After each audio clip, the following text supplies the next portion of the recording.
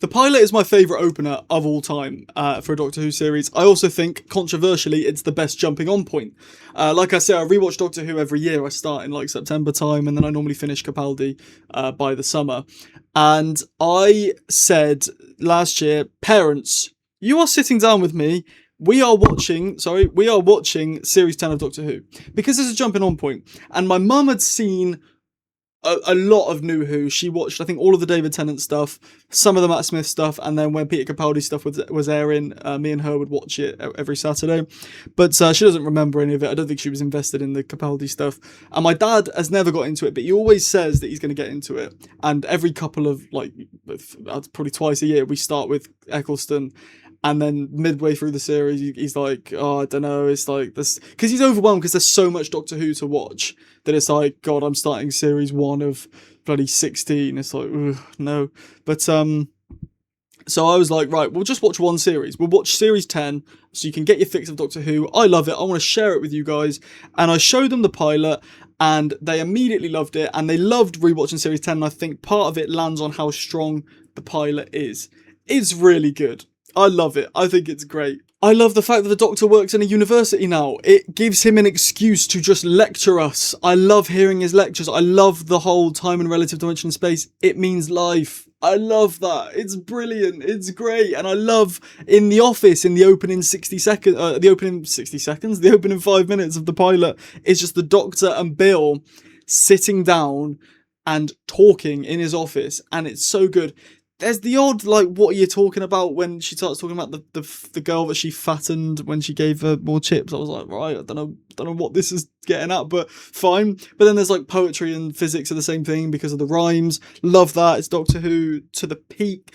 And yeah, I just love, I mean, Nardol's still here. I'm not a fan of that, but I love the dynamic, the grandfather-granddaughter bond that him and Bill have is unbeaten to any other companion duo, I believe. Rose was always my favourite because I'm a soppy guy who loves romantic stuff. Despite not really being into relationships that much in real life, like I could happily go the rest of my life without being in a relationship, but like I love to see it. I love Twilight. I love the Doctor and Rose. I love Ten and Rose. I think it's great. But the granddaughter and grandfather bond like Susan and Juan have with 12 and Bill is just so good. Fun fact, this episode was originally called A Star in Her Eye, which is obviously talking about Heather, who's a character I really, really enjoy. I think she gets a lot of stick. Stick the right word? Stick? I don't know. She gets a lot of stick for being just another love interest. But like, I do believe they had a connection. Like, we see it when the Doctor's doing his like, it means life speech. We see the flashback to the club or the pub where Bill and Heather. Bill and Heather, is that a thing? I feel like I've heard that before. Don't know. Anyway, Bill and Heather, they come face to face with each other in the club. And you can sense a connection there. And then she feels comfortable enough to go and sit with Heather on the bench and question her about her eye. And Heather feels comfortable enough to confide in Bill over this puddle that she's seen. I believe they do have a connection there. And I spoilers. I'll give you 5 seconds of spoiler warning. Spoilers. When she comes back in the finale, I think it's really well done, and I think it's a really nice full circle moment. And I think it wouldn't feel as impactful in the finale if we didn't have a great introduction to Heather in the first episode, which I believe we do here. I love Heather. She's great. I love Heather. She's amazing. I love her. Yeah, maybe I'm a bit over the top there. She's not that good. So what's inside that bloody vault then? Eh? What's inside the vault? I like the vault mystery because it isn't a big, like, what's inside this vault? Although it does sort of get to that towards the end, but here it's not. Like, when you've got Mrs. Flood in your face being like, oh, you better watch out for me in the finale. What's a flipping vindicator? I don't fucking know. You know what I mean? Like, that is like so... watch out for me in the finale, but this vault is sort of a subtle undertone. If I had to compare it to something from RTD2, I said this at the time, the mystery of, like, so in the Robot Revolution, Belinda is like, Doctor, why were you focusing on me? And the Doctor's like, well, someone told me about your name. And that was a subtle enough thing to just go through as a through line through the series until episode 4, when we find out it was Conrad who told the Doctor about her name. And that was good. And that's sort of the same here. Now, as much as it's controversial how what's in the vault gets revealed, I quite like it, but it's controversial. We'll get there when we get to it. For now, it's sort of a nice underlying mystery that doesn't scream in your face. I know Nardole often throughout the series is like, sir, your oath, you're not meant to leave Earth. What if something in the vault escapes? But it's still not as like in your face, I don't think, as like, who is this mystery elderly lady? As much as I love Anita Dobson, like that is what, and I love Russell, but that is what Mrs. Flood was in that series of Doctor Who. And then obviously the Doctor goes to wipe Bill's mind. That is really, really sad because we love Bill, and she says the line of like, let me remember just for one night, let me have some good dreams for once. And that's good. Oh, and something I didn't even touch on, sorry, before I get to that, is Bill's foster mum. She is like a massive knob. Like, she is horrible. And it only gets worse throughout the series that she just seems to like have a problem with Bill all the time. And that really, it really does bother me, the way that she treats Bill, and it's a shame because it's not even like real mum, it's foster mum, which like she's just basically fallen into the wrong hands there, which is a shame, really. But I do get the vibe that Bill's mum would defend Bill at any given cause. She's just a bit strict with her, but it's clearly impacting Bill on much more of a level than just being strict. Anyway, end of the episode, the Doctor goes to wipe Bill's mind, and Bill says the iconic line of like, imagine if someone did this to you. And we get the flashback to the Doctor forgetting Clara. Well, not the flashback, but we do get a flashback, but it's in a little motif. It's Clara's theme's motif in the background. The boop, boop, boop, boop, boop, boop, boop. Exactly like that. And that's really, really good. And I think it's a great way to get out of a mind wipe. And I love Bill as a companion because when Heather's chasing them around the world, she points out the thing of like, TARDIS only makes sense in English. So how could you be from another planet? And the Doctor's like, people don't usually bring that up. And she has the urge to call out the Doctor of like, I know what a mind wipe looks like.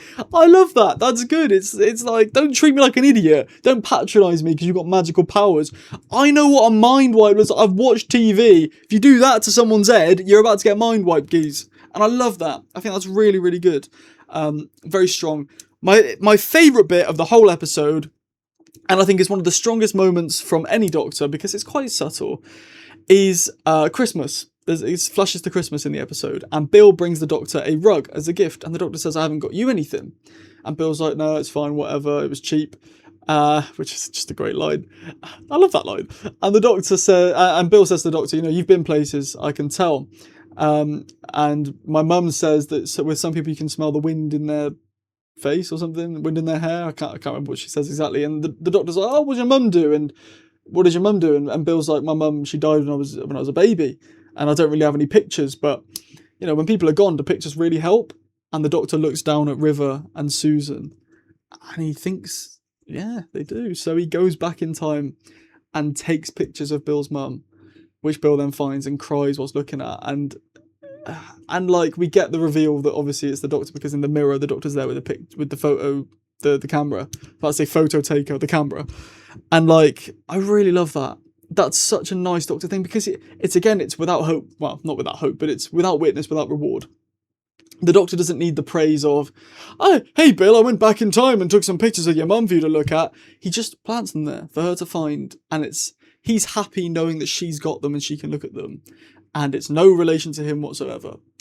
And that's what the Doctor is. The Doctor he does the right thing without having to be credited or being even considered to be involved in it. And that is so well got the point across in this. And that's why I think this episode is such a good jumping on point, because it puts the Doctor in a light of this is who he is more than any other series opener, in my opinion. Genuinely, I think this is better than the 11th Hour. I think this is better than. Is it better than Rose? I think Rose is just the default because it is like an actual big reset. But I think out of all the soft reboots or the just series openers in general, this is the strongest. I think it's very good. And then obviously the Doctor goes downstairs in the TARDIS, Bill walks out and he opens the doors and he says, time and relative dimension in space, it means what the hell?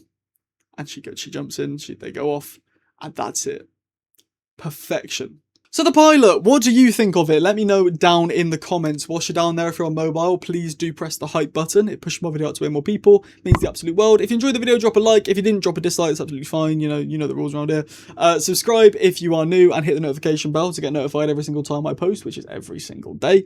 And if you want to help me out money-wise, you can leave a super thanks in the comments. One-time payment. You get a shout out at the end of the next video. Or you can become a channel member. You get a shout out at the end of every video alongside bonus content, stuff like that. But mainly it just helps me out. So if you could do so, thank you very much. If you don't want to, absolutely fine. And if you can't, that's fine as well. Watching the videos is more than enough. But leave a comment, get involved in the community. I'll reply to you. And we've got a little community building here. So it means the world if you could do that. Thank you very much. Have a great rest of your day. I've been Sam from Cybers Industries and I'll see you later. Ta-ra. I wanted to do no, not that one, on the green one.